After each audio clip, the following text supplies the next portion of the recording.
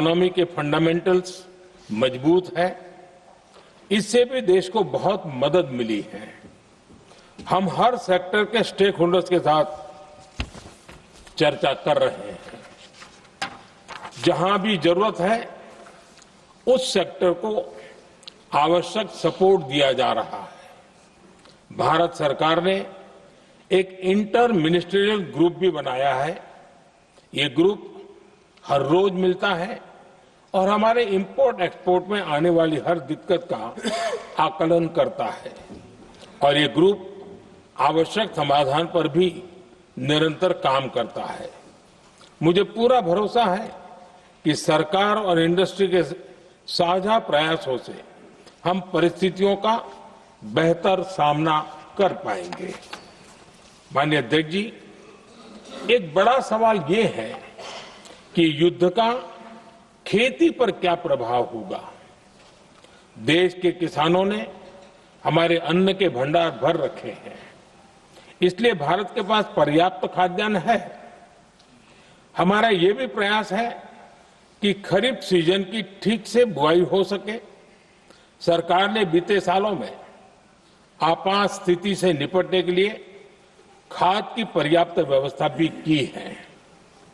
अतीत में भी हमारी सरकार ने दुनिया के संकटों का बोझ किसानों पर नहीं पड़ने दिया था।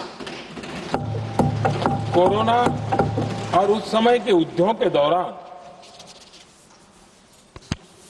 उस समय भी ग्लोबल सप्लाई चेन में डिस्टरप्शन आ गई थी।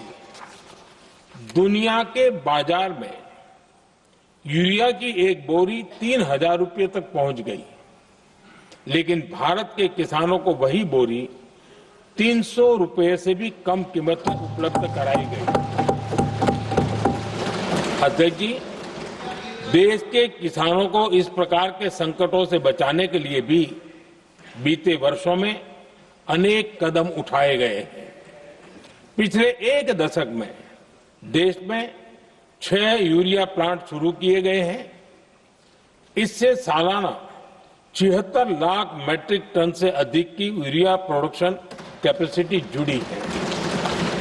इस दौरान डीएपी और एनपीकेएस जैसी खाद का घरेलू उत्पादन भी करीब 50 लाख मैट्रिक टन बढ़ाया गया है। इतना ही नहीं, तेल और गैस की तरह खाद के आयात को भी डाइवर्सिफाई किया गया है। ऐसे ही डीएपी और एनपीके के आयात के लिए भी हमने अपने विकल्पों को विस्तार किया है।